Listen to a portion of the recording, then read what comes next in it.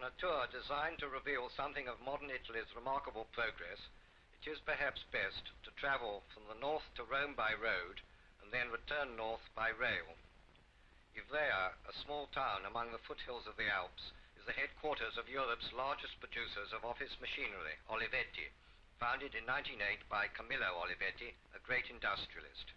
His high ideals were inherited by his son Adriano, under whose direction the firm grew rapidly. He died in 1960. The still expanding factory at Ivrea is now only one of 7 Olivetti factories in Italy. Here, the main product is the Diaspon 82 typewriter. Final adjustments are made at the end of the production line, and then the machines are thoroughly tested to ensure the correct positioning of the type. Those that are found to be without fault are sent on their way to the packing department, while the ones requiring modification are returned by bicycle to the appropriate part of the factory, which is over 2 miles of passageways. Women employees can leave their children at the Social Welfare Center on the hillside just above the factory, where some 400 babies and small children are looked after by a large staff of nurses and teachers. Close to this playground, they grow flowers with which to brighten the offices, while these orchards supply fruit for the works canteens. The 2-hour lunch break starts as early as 10:30 for some employees. The average cost of a meal is about 3 shillings, with wine at 3 halfpenny for a quarter-litre bottle. They finish work in the factory at 6. An extensive network of buses covering 11 routes is provided for workers living some distance away. But in the immediate neighborhood, over 900 flats and houses have been built by Olivetti's, assisted by the National Insurance Association. A very good example of Italian industrial housing. In Milan, the headquarters of the Olivetti sales organization is one of the city's most striking office buildings. The aluminium brise soleil give protection from the hot afternoon sun. The offices here facing southwest. Close by, at the impressive headquarters of Monte Catini, Italy's great chemical group, marble facing is used extensively, in contrast to the all-glass facade of another notable office building. But Milan's skyscrapers are, of course, its dominating architectural feature. The Pirelli building stands on the edge of Milan's new business quarter. Designed by the great architect Gio Ponti in collaboration with the architectural engineer Pier Luigi Nervi, it houses the administration of the numerous divisions of Italy's huge rubber combine. Pirelli's 2 main products are tires and cables, but it also produces rubber flooring, conveyor belting, footwear and sports goods. This is an office in the market research section. This, a studio for the design of lettering for publicity material.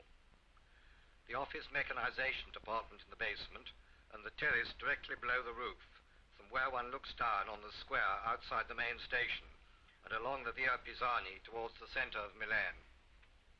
The view in the opposite direction discloses how the aspect of the Pirelli building changes as one moves around it, perhaps its most interesting feature. Just to the south of Milan is Metanopoli, the headquarters of the huge state-run oil and natural gas industry, ENI. Founded in 1953 by the late Signor Enrico Mattei, it too has produced housing for its staff and an interesting church with a hint of Milan Cathedral about it.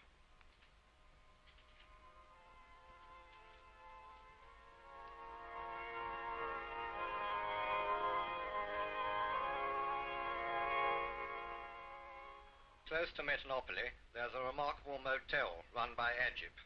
It has 275 bedrooms and is strategically placed just north of the entrance to the Autostrada del Sol, which runs down to Florence, Rome and Naples. 4 miles to the south of Bologna, at Cantagallo, the Autostrada is bridged by this Motta Autogrill. The various restaurants on the Autostrada are linked with one or other of the big petrol firms. Leaving your car to be serviced, you have the choice of lunching either in a snack bar or in the main restaurant.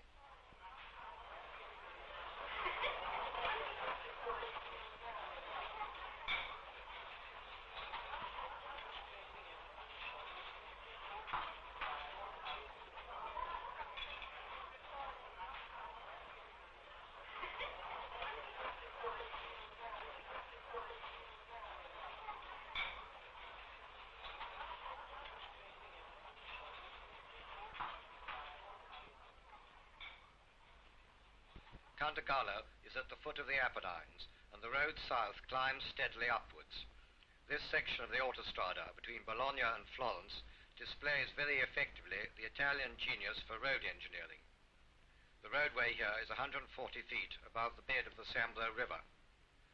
The service area at Piano del Voglio comes just halfway between Bologna and Florence. The two towns are 56 miles apart by the Autostrada, an easy hour's drive, 45 bridges and viaducts. This bridge is one of the only two steel ones.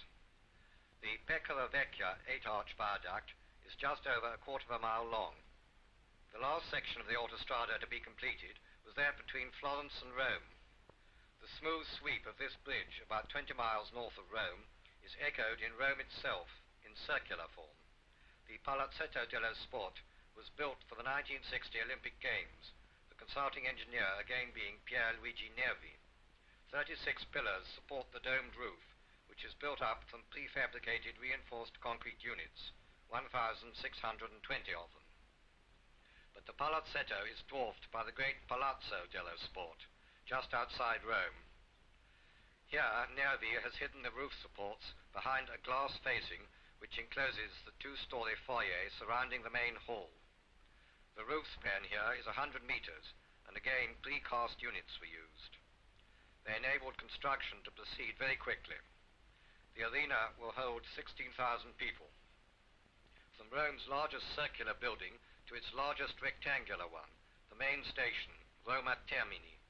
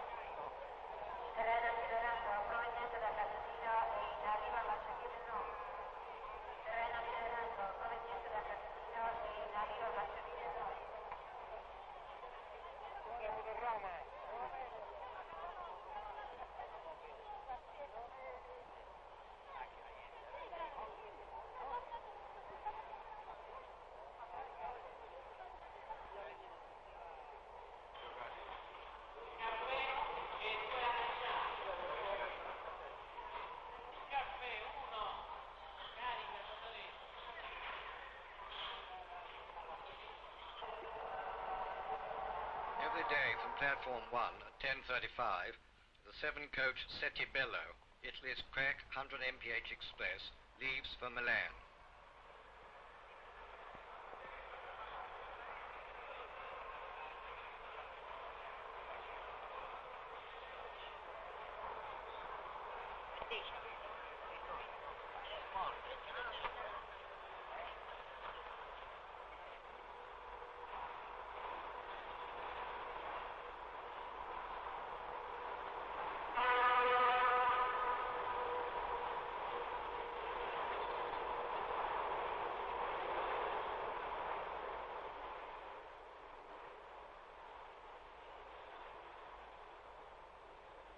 For some 60 miles, the line runs along the broad valley of the Tiber.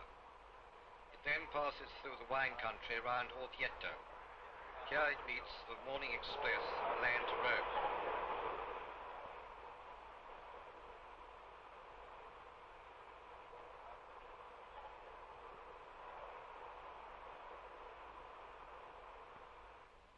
From Rome to Florence takes just over 3 hours.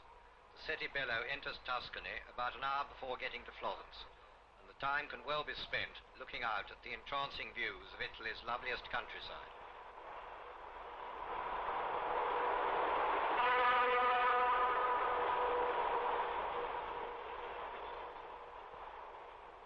At 1:40, the Sette Bello arrives in Florence. It will only wait here 5 minutes before taking its complement of businessmen on to Milan. But Florence, more than any other town, is the home of Italian craftsmanship and the mecca of those who love to be surrounded by beautiful things. Along the banks of the Arno near the Ponte Vecchio, the modern boutique attract many women tourists.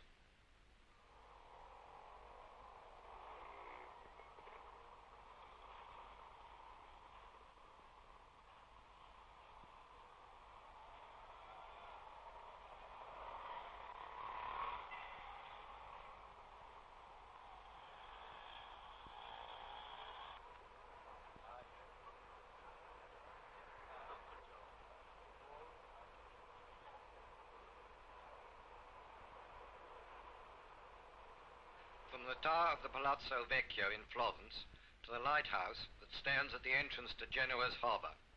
In the docks of Italy's largest port, there are usually some elegant liners belonging to one or other of the two big shipping lines, Lloyd Triestino and Italia.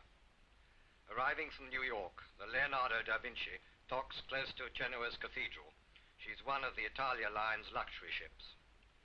The extensive modern section of Genoa climbs up the slopes of the hills that completely enclose the port. At the center of the new town is the Piazza della Vittoria, laid out in the early 1930s with a memorial arch to the fallen of the 1914-18 war. Another type of memorial terminates one end of the square. Christopher Columbus was a native of Genoa, and these are the 3 ships that comprised his fleet. This one was his flagship, the Santa Maria.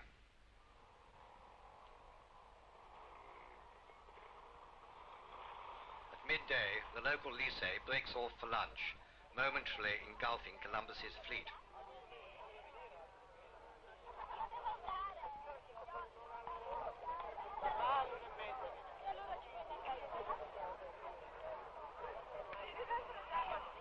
Italian girl students evidently take good care of themselves.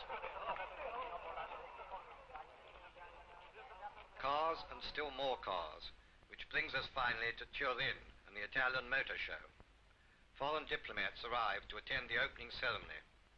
A Rolls Royce with the British consul.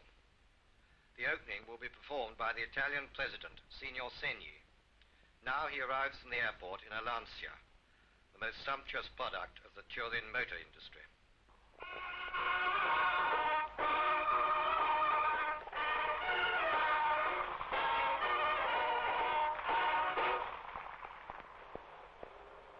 As the President proceeds to the exhibition theatre to give his inaugural address, we can go ahead into the main exhibition hall.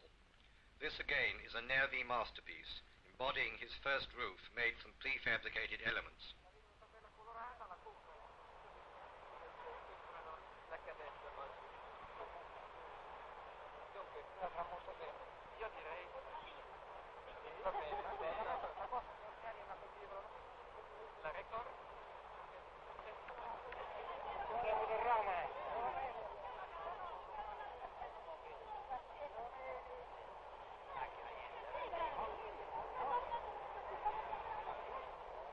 Now, surrounded by innumerable cameramen, the President carries out a most thorough inspection. Then he proceeds to the commercial vehicle show, staged in a separate exhibition hall built underneath the Valentino Park. After a tour lasting an hour and a half, the President leaves this very comprehensive motor show, testimony to the remarkable industrial expansion in modern Italy.